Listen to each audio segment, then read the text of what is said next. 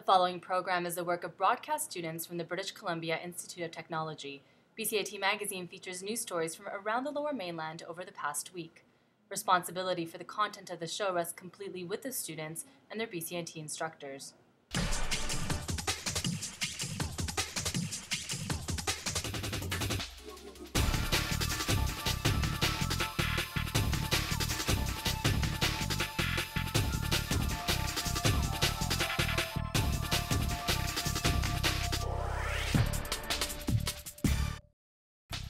Coming up on BCIT Magazine, the provincial government breaks ground for a new emergency ward in Surrey. And women gather on the Downtown Eastside to protest the safety of shelters.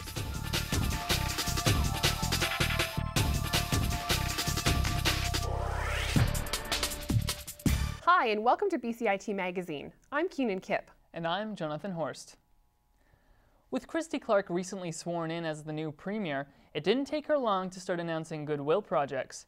In a show of unity with some of her former leadership rivals, Clark ceremoniously broke ground for one of the province's largest healthcare projects.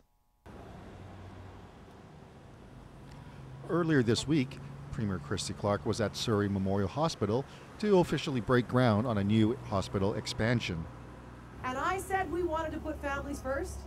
Well, putting families first means making healthcare a top priority for government.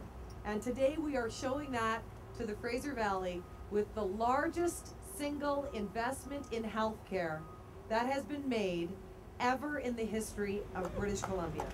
The investment includes a 5,350 square meter emergency department that has space dedicated to pediatrics, mental health, a fast-track area for those with minor issues, and a major trauma area.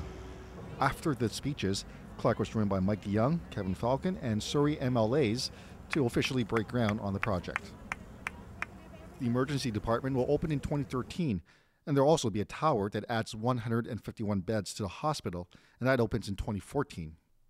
Speaking to reporters afterwards, Clark stuck close to her campaign message. You need it. So people from Surrey shouldn't be left waiting or forced to go to another community for their health care. But when we talk about families first, this is what we're talking about. Clark also said balancing the budget is her #1 priority.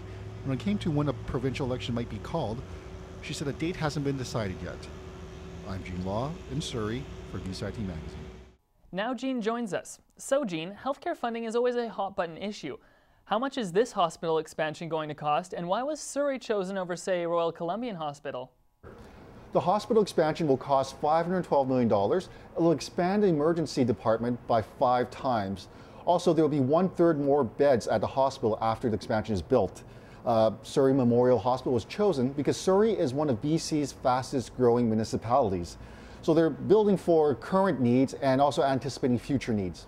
This large infrastructure project must have some sort of impact on the local economy. What benefits is it bringing, and how is the government funding it?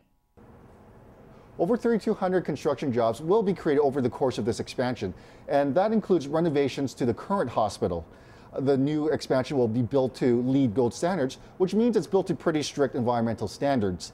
Integrated Team Solutions is building this under a public-private agreement with the provincial government, and they'll have a 30-year operating term with the government, and it's under a fixed price performance agreement. Thanks, Jean. A few weeks ago, women's support groups in the Downtown Eastside raised concern of 3 sexual assaults on women at the First United Church shelter, and they say a lack of women-only shelters hasn't helped the problem. As my co-anchor Jonathan Horst found out this week, it's obvious the situation hasn't improved. And so a large group supporting women in the Downtown Eastside gathered together for a march to the BC Housing Office in Vancouver.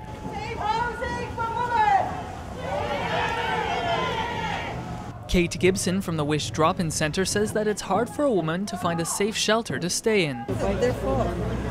They're all full. I phoned them all. They're full.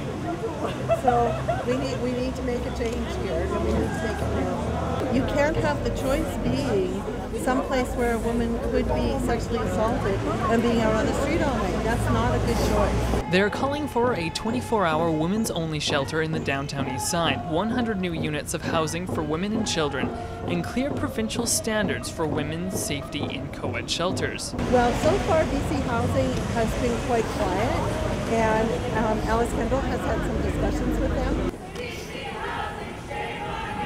But also, the group is not impressed with a comment made by Vice President Margaret McNeil in response to their concerns, which they found quite offensive.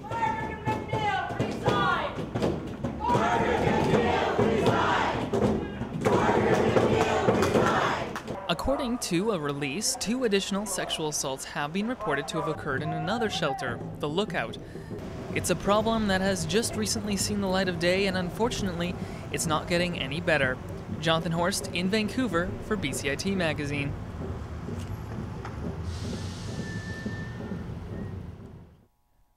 The recent record-breaking quake in Japan sparked awareness across the globe.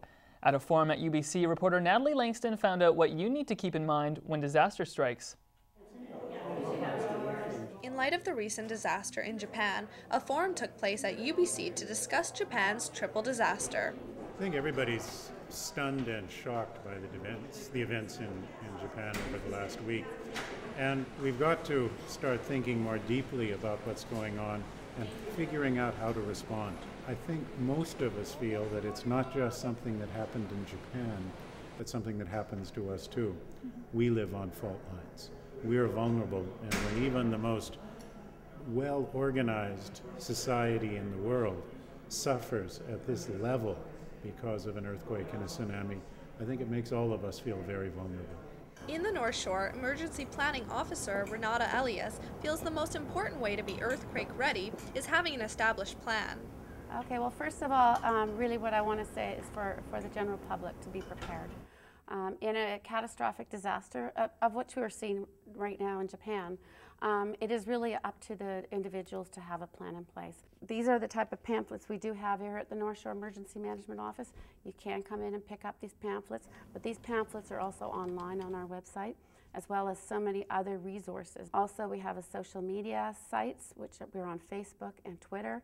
So again, following us on those sites, that is all part of the preparedness part, as well as it will help during an emergency, during the response phase.